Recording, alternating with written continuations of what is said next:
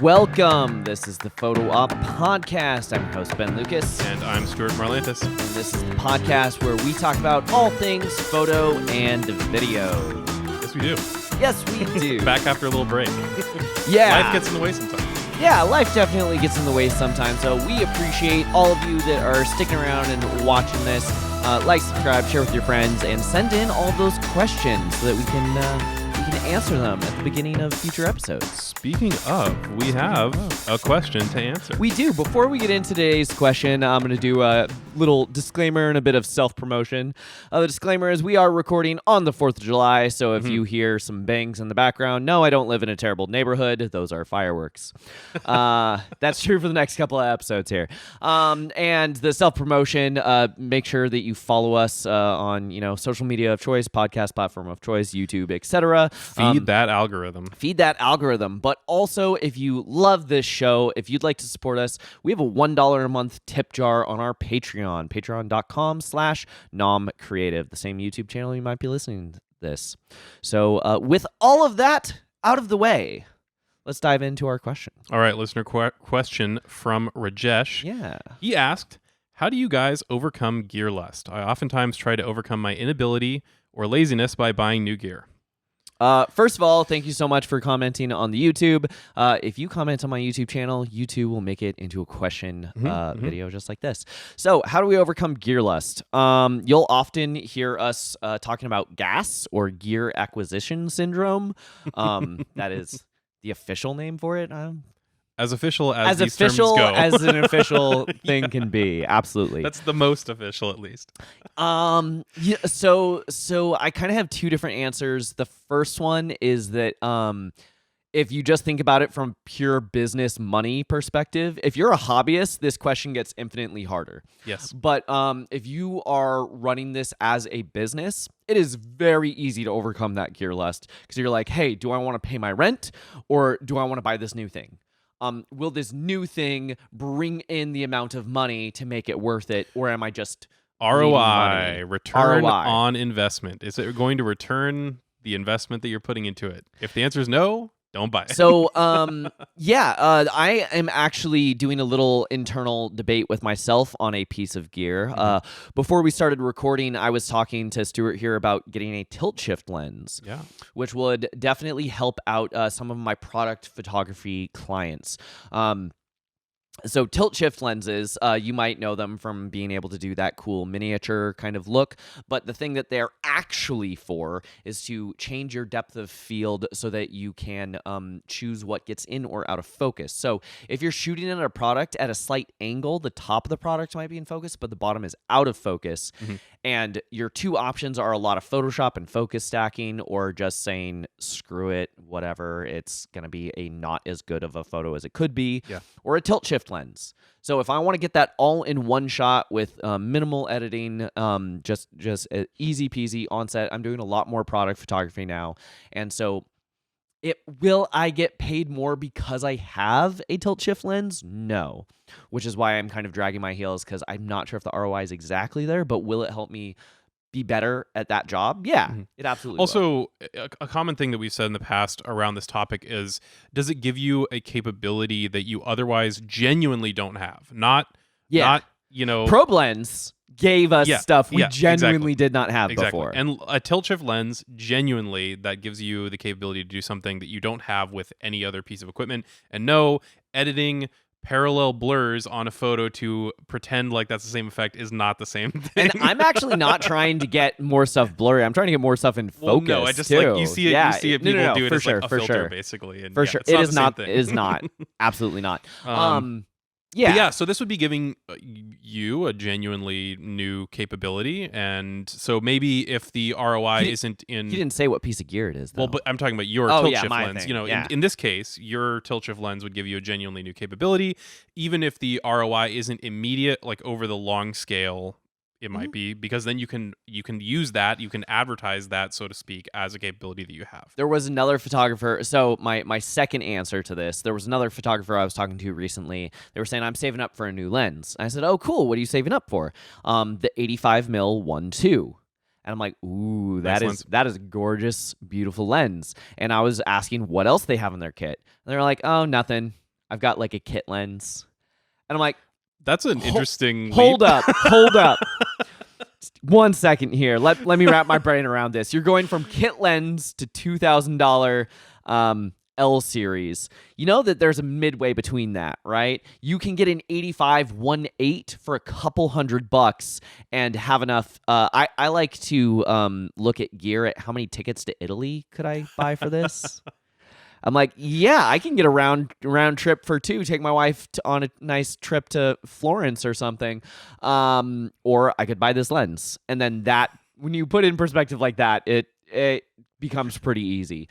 But yeah, I feel like this person just got recently promoted or something. Like you're 0 to 100. no, they're starting out and trying to build their kit. And from all the research they've done, they're like, the 85 is the next lens I need to buy. Okay. Yeah. But you don't need to go straight to the 1.2. What is the one that'll get the job done? I have the 1.8, and you know what? The difference between 1.8 and 1.2 is just 1.4, 1.2. It's not that big of a difference. And for a couple $1,000s, yeah, I'd do it. No. Okay. So yeah, that's my answer anyway. How do I overcome gear lust? I look at cold hard numbers. Yeah. I have someone like ROI. Stuart to slap me in the face when Ooh, I really don't though. I'm a bad. you influence. prod me. You actually prod me into buying more stuff. Like, isn't this cool? You're like, hey, by the way, this is on sale today. Yeah. See, Damn that's my problem.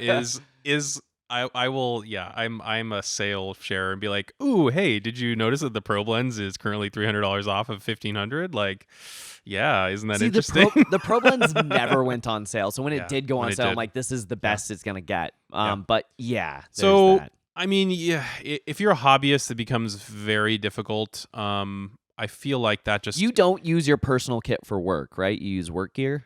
Yes, I used to blur the lines a little bit, but I have been a lot more firm lately in saying I am not using personal gear. I'm not packing personal gear for work. So no. So, but now that so you see, my work gear is my personal gear because self-employed. So now that your personal kit is not tied into your work, how do you overcome gear lust I overcame gear lust by buying a house and running out of money? Yes, and spending all of my money on that. So yeah, find there you go. I mean, genuinely, that's not. I mean, maybe buying a house is not great advice depending on the situation you're in, but genuinely, that's not the worst advice. Like, is there something in your life that you should be spending your money on that's better for you? That sounds dumb initially, but truly, there probably is. Like, if not, if you're doing that well, awesome for you. Go and spend your money on whatever hobbies you want to do, but you have to balance that. Like, I have unfortunately a lot of expensive hobbies, one of which I've mentioned several times, being scuba diving. I mean, scuba diving, I have probably upwards of 10 grand invested in that. And invested, it's not going to return any investment. I have about 10 grand spent on that, not invested. But you know, like right now I've got certain stuff I would like an upgrade to my dry suit. That's several $1,000s. Like, I would like a new light.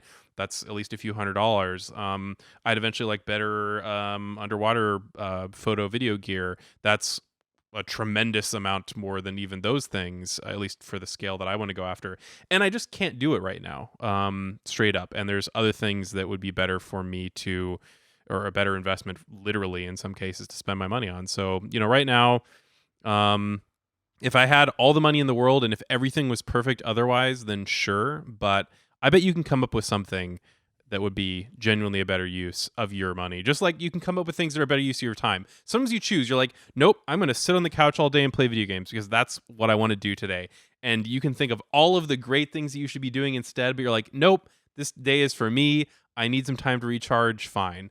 I look at them in much the same way. Like, you know, sometimes you got to eat Opportunity cost. Yeah. And sometimes you got to eat your veggies. Like, you know, you got to spend your money on the appropriate things. So the answer is, I feel like the ultimate answer, at least for me, is that it never goes away.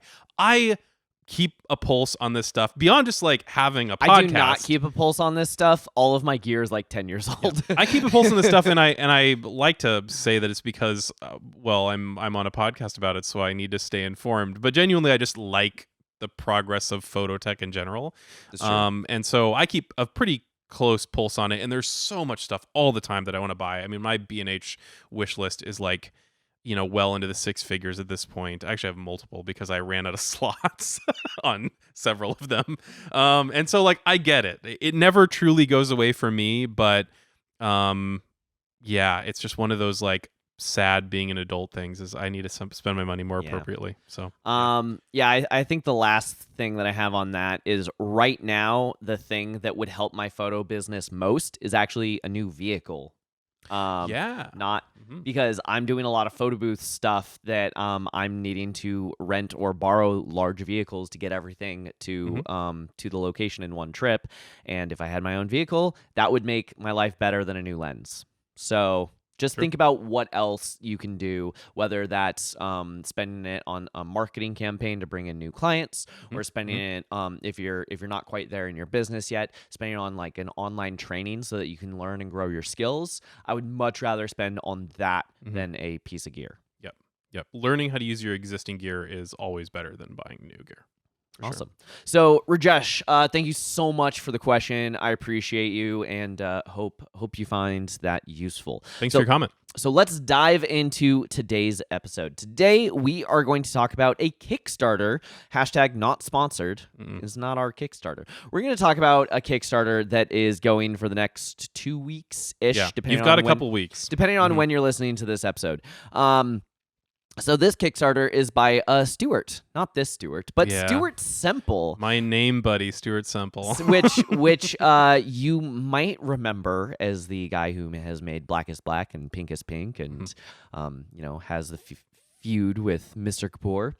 Do you want to tell us a little bit about this Kickstarter he has? Sure. And why are we talking about it today? That's the other thing. Let's talk to the folks about. So I would say that it is apparent that both Stuarts are tired of paying for subscriptions. Very much. And we're actually gonna link. We did a video on that of what are our alternatives to Adobe. We did a full breakdown of other non-subscription based. Some of them are free, some of them are one-time paid, but they're all non-subscription alternatives. And the consensus at the end was, you could, but Adobe's still the best. Yep, exactly. Unfortunately. And we are shackled so firmly to that Adobe subscription. So Stuart Semple said, what if there was a better way? What if you could just, like the old days, buy software once and be done with it? And he started a Kickstarter for, I want to call this Abode. I know it's probably Abode, like the logo's a house and stuff, but I really like the idea of leaning Instead into of it Adobe, even for Abode. Abode. Yeah.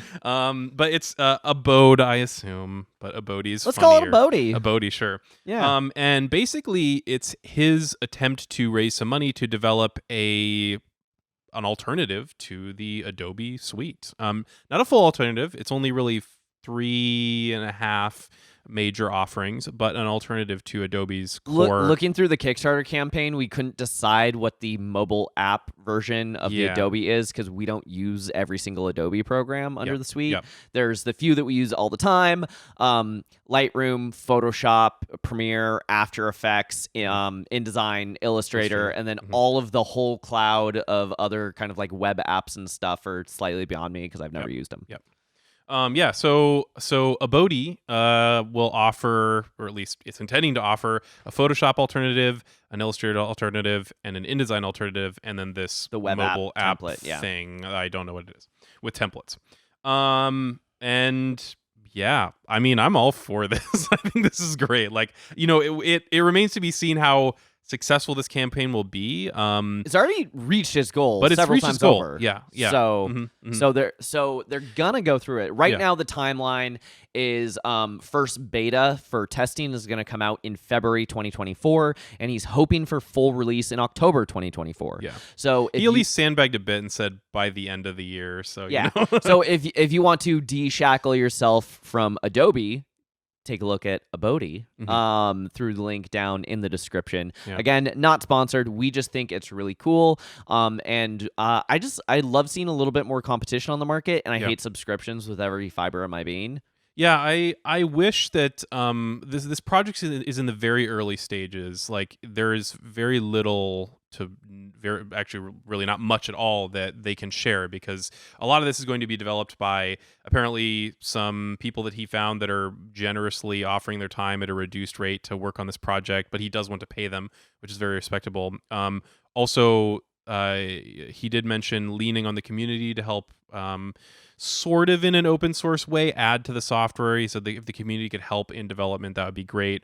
To be clear, it's not open source. He's just hoping that the community will help be part of this, so that a new alternative to Adobe can be created. I wish we could talk more about it in detail. There's just not a lot of detail out right now. But Sure. Stuart Semple's been around for a while. He's very public. He seems like a pretty upstanding guy. Like he chooses the right fights and fights them in a masterful fashion. I gotta say, every time he comes out with something, whether I'm his target audience and decide to buy it or not, I still like the thing he makes and agree with it. So one of the and I know he's most recently known for all of his paints and physical media, but most recently we talked about in an episode the Pantone color palette, and he came out with his own kind of like open source Pantone thing that you can download and it's alternative, and these are legally distinct colors that are visually close enough that